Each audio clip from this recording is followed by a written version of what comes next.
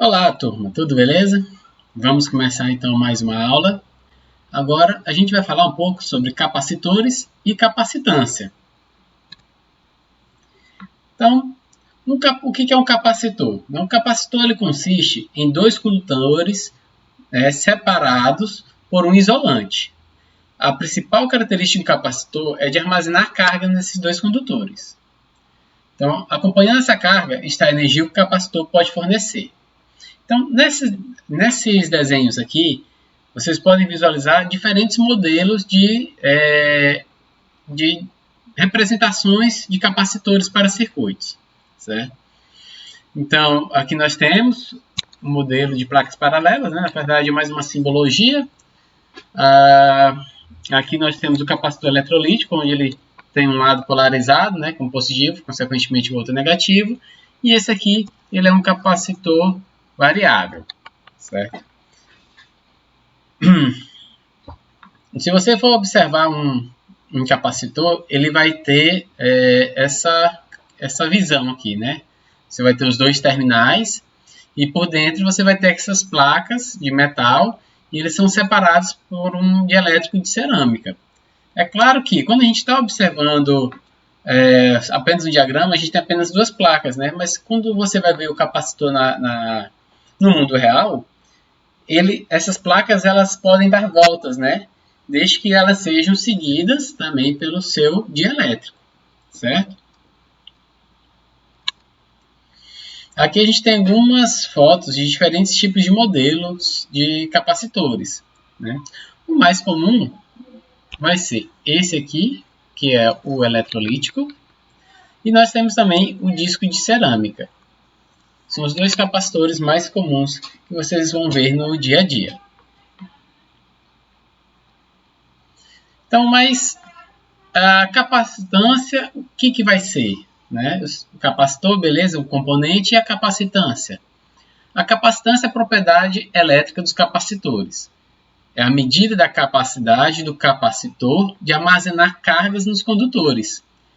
E a gente pode determinar o valor da capacitância pela carga e pela tensão. Então, a capacitância ela é dada em farad, ela é igual a Q coulombs dividido por V volts. Como farad é uma unidade muito grande para as aplicações práticas do dia a dia, normalmente nós utilizamos as unidades de microfarad e picofarad. Para quem não lembra, micro é 10 a menos 6 e pico é 10 a menos 12. Certo? Existe também o nano, é o 10 a menos 9 nanofarad, certo? Então, sim, como é que é construído um capacitor? O capacitor possui duas placas condutores espaçadas que podem ser retangulares, como mostrado, ou o que é mais comum, circulares. O isolante entre essas placas é chamado de elétrico. Então, o que é que nós temos aqui? As placas paralelas, né? Aqui uma placa, outra placa. E aqui dentro, o dielétrico ele vai se comportar baseado na diferença potencial entre as placas, né? Então, você vai ter o lado positivo, o lado negativo, e você vai ter o comportamento elétrico dentro desse dielétrico, né? Você vai ver que ele vai se polarizar, né? O lado positivo vai atrair os elétrons, né? Ou seja, a carga negativa desse dielétrico, enquanto a placa negativa vai atrair os polos positivos desse dielétrico. É muito comum a gente estabelecer como dielétrico o próprio ar. Certo? Então, é uma possibilidade também na construção de alguns tipos de capacitores. Então, a razão entre a densidade de fluxo e a intensidade do campo elétrico no dielétrico é chamada de permissividade do dielétrico. A permissividade é uma medida de facilidade com que o dielétrico permite o estabelecimento de linhas de campo no seu interior. Então, no caso, para o vácuo, essa permissividade ela vai ser de 8,85 vezes 10 a menos 12 farad por metro. Então, esse valor é um valor padrão, tabelado, quando você utiliza o vácuo dentro da construção de um capacitor. Quando a gente vai trabalhar outros materiais, a gente vai tratar como se fosse uma permissividade relativa. Então, a permissividade de outros dielétricos são referidas à do vácuo, por um fator designado por constante dielétrica ou permissividade relativa. Então, a permissividade desse material vai ser a permissividade do vácuo vezes a permissividade relativa. E essa permissividade relativa, ela também tem um valor tabelado. Então, você olha aqui, eu quero o valor do vácuo. A gente já sabe que é 1. Quando vou trabalhar com ar, é 1,0006, ou seja, aproximadamente 1. E aí você vai. Teflon, 2, papel parafinado, 2,5, borracha, 3, óleo de transformador, 4, e assim sucessivamente. Até você chegar no titanato de bário e estrôncio, né, que seria a cerâmica, que tem 7.500 nessa permissividade relativa. Então, como é que a gente vai determinar a capacitância de um capacitor a partir da construção dele? Então, a gente vai ter capacidade em farad é igual a permissividade vezes a área dividido pela distância. Então, vamos lá. Capacitância em farad, ok, já vimos. Permissividade, ok, vai depender do dielétrico ali dentro. A área é justamente a área de seção reta do meu capacitor, ou seja, essa área aqui em cima. E a distância é isso aqui, ó. A distância entre as placas paralelas, certo? Então, isso é o que vai definir a capacitância de um capacitor. A capacitância total. Então, no caso de 2 ou mais capacitores ligados em série, a carga é a mesma em todos os capacitores. Então, se a carga é a mesma, então você pode determinar, até mesmo aplicando uma pequena lei de Kirchhoff, né, que se vocês forem observar, a soma das tensões aqui tem que ser igual a 0, né? Então, a tensão é igual a V1 mais V2 mais V3. Se eu sei que eu posso substituir E por Q sobre C, né, que é a nossa equação da capacitância em relação à carga e à tensão, eu vou ter, então, que a carga total dividida pela capacitância total é Q1 sobre C1 mais Q2 sobre C2 mais Q3 sobre C3. Então, eu posso dividir todos eles por QT, lembrando que a carga deles vão ser iguais. E eu vou ter esta equação aqui, que seria da capacitância total desse circuito. Professor, não entendi muito bem o porquê a carga total é igual às cargas individuais, né? Ou seja, QT é igual a Q1, que é igual a Q2, que é igual a Q3. Porque a corrente ela vai ser a mesma para todos. Então, acaba que a carga ela vai ser a mesma para todos os capacitores. Certinho? Caso você queira determinar a tensão em um desses capacitores, aí sim, você pode estar substituindo o valor da carga, né, pelos seus equivalentes e encontrar essa equação aqui, ó, aonde o V1 é igual à carga total vezes a tensão E, que é a tensão da fonte, dividido pelos capacitor 1, né? E aí você pode depois até generalizar essa equação para V2 e para V3, sem problema nenhum. A gente pode substituir, então, esses valores, né, da tensão por essa equação aqui. No caso de 2 ou mais capacitores que estão ligados em paralelo, a tensão é a mesma em todos os capacitores, certo? Ou seja, eles estão ligados no mesmo nozinho, pessoal, não vai esquecer. Ligado no mesmo nó, então a tensão é a mesma. Se eles estão ligados em série, a corrente é a mesma. Então, se a tensão é a mesma em todos os capacitores e a carga total é somada das cargas dos capacitores, o que a gente vai ter? Que E é igual a V1, que é igual a V2, que é igual a V3. Ou seja, todas as tensões são iguais. Logo, eu sei que a carga total é igual à soma das cargas individuais. Substituindo que por C vezes E, C é a capacitância, é a tensão da fonte, eu vou ter esta segunda equação, onde eu posso estar dividindo tudo por E, sendo que E é igual a V1, que é igual a V2, que é igual a V3. E achar a capacitância total do meu circuito, que são as somas individuais desses capacitores. E a corrente no capacitor, como é que eu determino?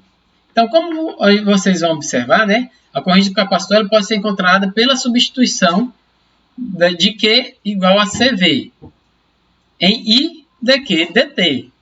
Certo? Lembra lá em Física 3, onde vocês viram que a corrente ela é determinada pela equação dQ dt. E aí você pode substituir o valor de Q por CV. Então, vai ficar I igual a dCV dt.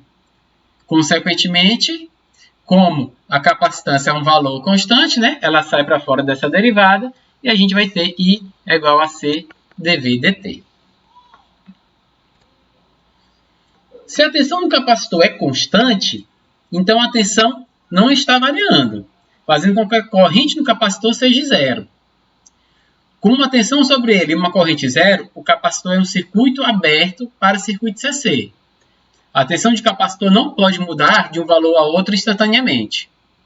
Isso aqui a gente vai conseguir observar melhor quando a gente for fazer uma análise de cargas e descargas no capacitor, tá, pessoal? Mas vocês vão observar bem e eu quero que vocês fixem na memória isso aqui que está em negrito. O capacitor é um circuito aberto para circuito CC. Isso vai ser muito importante lá para frente. Então, olha só. E como é que eu vou ter essa energia armazenada? Então, a figura mostra a variação com o tempo da tensão, corrente e potência associadas a um capacitor durante a fase de carga. A potência a cada instante é dada pelo produto da tensão pela corrente nesse mesmo instante. A energia armazenada do capacitor está representada pela região sombreada abaixo da curva da potência. Então, vamos ver aqui com calma. O que a gente vai observar? Que a tensão ela vai crescendo de forma exponencial, certo? Até ela atingir um valor máximo, né? Ou seja, o valor é a tensão do capacitor, ela nunca vai ser maior do que a tensão da fonte de tensão. Ou seja, não vai conseguir armazenar mais energia ou mais tensão do que aquela que é fornecida para ele. Por isso ele tem esse limite aqui em E. E aí a corrente ela vai o quê? Decrescer exponencialmente. Ó. Aqui é a corrente. Então, a corrente ela é essa relação, né, entre V sobre R. Né? E aí você vai ter essa corrente sendo diminuída com o decorrer do tempo. E aí o que foi falado no slide anterior? Que quando você não tiver mais variação de tensão, ou seja, quando você chega nessa área aqui,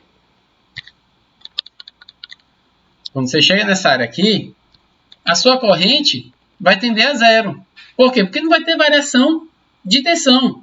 Então a corrente também ela não vai variar. E aí se você está na tensão já máxima, a sua corrente vai ser zero. Consequentemente, a gente vai interpretar o capacitor como um circuito aberto.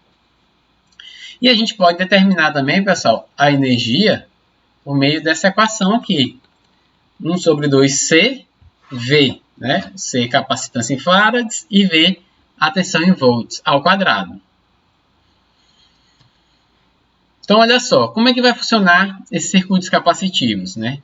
Eles vão ter basicamente duas fases, a de carga e a de descarga. Então, a fase de carga, como é que funciona? Vamos imaginar que eu tenho esse circuito bem aí, pessoal. E aí eu vou ligar a minha chave nesse ponto 1. Quando eu ligo a chave nesse ponto 1, o meu capacitor que estava descarregado, ele começa a carregar. Então, olha só, a minha tensão estava aqui, ó, 0, e a minha tensão começou, ó, a subir, porque o meu capacitor começou a ser carregado. E a tensão máxima dele é o quê? É a tensão da própria fonte. Então, carregamos o capacitor. E a corrente, o que acontece? Bem, na hora que você liga a chave, o seu capacitor ele está descarregado. Se ele está descarregado, a tensão dele é 0. Então, a gente vai ter uma interpretação de como se ele tivesse em um curto-circuito. E aí, essa corrente vai ser dada por E sobre R. Rzinho aqui, pessoal, tá? E aí, eu vou determinar a minha corrente inicial. E aí, conforme a minha tensão vai subindo, ou seja, o meu capacitor vai carregando, a corrente que passa por esse capacitor vai diminuindo, até chegar na corrente 0, que é quando o meu capacitor está completamente carregado, e ele vai ser interpretado como um circuito aberto dentro do meu circuito, né? A gente vai fazer essa representação, certo? Então, neste momento, a corrente no capacitor é 0. Então, olha só, capacitor completamente descarregado pode ser considerado um curto-circuito. Então, o que eu falei para vocês, tensão igual a 0, curto-circuito. Agora, se o capacitor estiver completamente carregado, aí a tensão no capacitor vai ser igual à tensão da fonte e a minha corrente vai ser 0, certo? E aqui no caso, né, quando eu tiver curto-circuito, a nossa corrente vai ser a corrente do resistor, que é E sobre R. Beleza? É só fazer análise, pessoal, aqui dentro, ó, não tem segredo. Aqui a corrente vai ser 0 e aqui a corrente vai ser I é igual a E sobre R. E quando você quiser determinar, professor, já sei, eu achar a tensão quando ele está descarregado e quando ele está carregado. Mas e se eu quiser achar agora a minha tensão ou a minha corrente para qualquer instante de tempo? Não apenas quando ele estiver descarregado ou carregado. E aí a gente vai entrar, então, com uma outra solução, né? A corrente, em qualquer instante de tempo, ela pode ser encontrada através dessa equação aqui, ó. Aonde a corrente do capacitor ela é a tensão, V, dividido pelo resistor, vezes esse componente exponencial, que é E elevado a menos T sobre tal, onde T é o meu tempo, 1 segundo, 2 segundos, 3 segundos, e esse tal ele vai ser a minha constante de tempo. Essa constante de tempo no capacitor a gente calcula como sendo R vezes C, certo? Então, se eu souber a tensão, a resistência, ou a constante de tempo, né, o tal, eu posso determinar, então, para qualquer instante de tempo T, a minha corrente IC. E ela vai obedecer a esse gráfico aqui, ó. Certo? Para a fase de carga. Uma observação, pessoal. A gente considera qualquer instante de tempo maior do que 5 constantes de tempo, nós já consideramos que esse capacitor ele vai estar completamente carregado. Por quê? Se vocês observarem essa tabela bem aqui, ó, aqui, ó, 5 constantes de tempo, vai faltar menos de 1% para ele estar de fato completamente carregado. Mas aí, para simplificação de circuitos, nós já consideramos que com 5 constantes de tempo, o capacitor ele já está completamente carregado. Então, a corrente ali já vai ser bem próxima de 0. Certo? Aí, o que acontece agora na fase de carga? Eu vou ter, então, ó, a minha tensão sendo V1 menos E é elevado a menos t sobre tal. Ou seja, a minha tensão multiplicado por 1 menos E, que é o componente exponencial, menos t sobre tal, onde tal é a constante de tempo, novamente, e o t é o instante de tempo que você quer analisar. E aí, se a minha corrente ela vai estar tendendo a zero, a minha tensão ela vai estar tendendo à tensão da fonte. E quando você estiver na quinta constante de tempo, olha aqui, ó, a gente vai estar em 99,3% já de carga desse capacitor. Então, a partir do instante 5 tal, ou seja, 5 constantes de tempo, já consideramos o capacitor completamente carregado. Na fase de descarga, a análise é similar também. Então, o circuito foi projetado para carregar e descarregar o capacitor. Quando a chave é colocada na posição 1, o capacitor se carrega com a tensão da fonte. Em qualquer instante do processo de carga, se movermos a chave para a posição 2, o capacitor começará a se descarregar com a mesma constante de tempo, tal é igual R vezes C. Então, pessoal, fechou a chave na 1, pá, o capacitor carregou. Desloco agora minha chave para 2. O que acontece? O capacitor armazenou energia, armazenou cargas, e agora ele vai descarregar essa energia nesse resistor. E aí, depois de 5 constantes de tempo, né, a gente também já vai considerar esse capacitor completamente descarregado. E aí a gente tem as equações. Para VC, ou seja, a tensão do capacitor é E vezes Ezinho menos T sobre tal. E para a corrente, E dividido por R é elevado a menos T sobre tal. E aí vocês vão observar que nós vamos ter essas duas fases separadas no capacitor, a fase de carga e a fase de descarga. E a gente tem que analisar elas de forma pausada, isso é uma análise de cada vez. Mas a gente pode também escrever uma equação que seja válida para todo intervalo de tempo. Ou seja,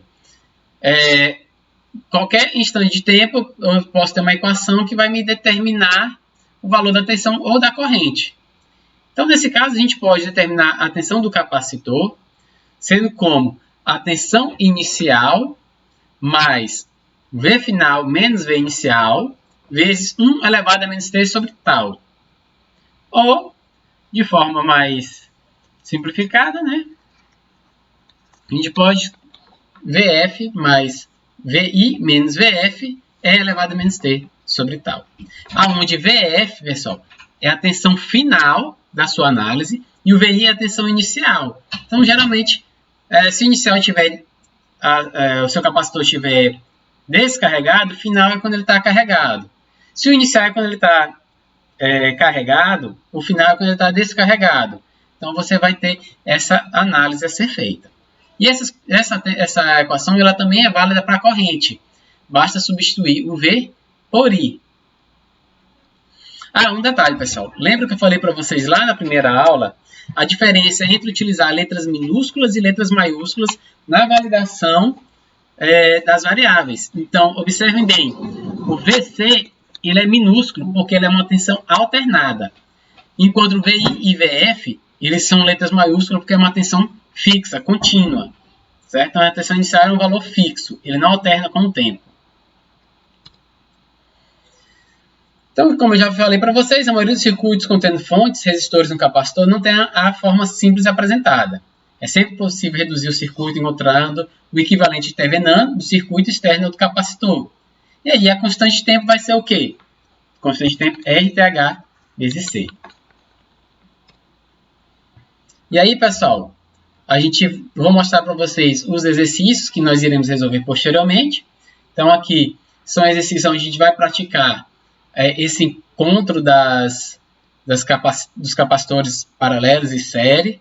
A gente também vai praticar a análise desses capacitores com cargas e descargas. Lembrando que vai ser necessário, em circuitos como este, determinar a resistência de Thevenin. Foi por isso que aquela aula passada foi importante, porque a gente precisava determinar a resistência de Thevenin para fazer análise de capacitores. E a gente também vai utilizar na análise de indutores, que é a próxima aula, certo? Aqui a gente vai ver como é que funciona esse circuito na mudança dessas chaves. Então, quando ele vai carregar, quando ele vai descarregar, qual é a característica que ele vai estar após um longo tempo dessa chave, beleza? Então, iremos fazer esses exercícios. E, pessoal, por hoje é só. A gente vai, então, se encontrar na próxima aula para resolver estes exercícios. E a nossa próxima videoaula já vai ser sobre indutores, certo? E aí, depois de indutores, a gente já vai pensar na nossa prova. Então, pessoal, é isso. Espero que vocês tenham gostado. Hoje eu não vou esquecer, dá um like nesse vídeo, se inscreve no canal e vamos ajudar aqui esse futuro influencer da eletrotécnica. Beleza, pessoal? Até mais. Tchau.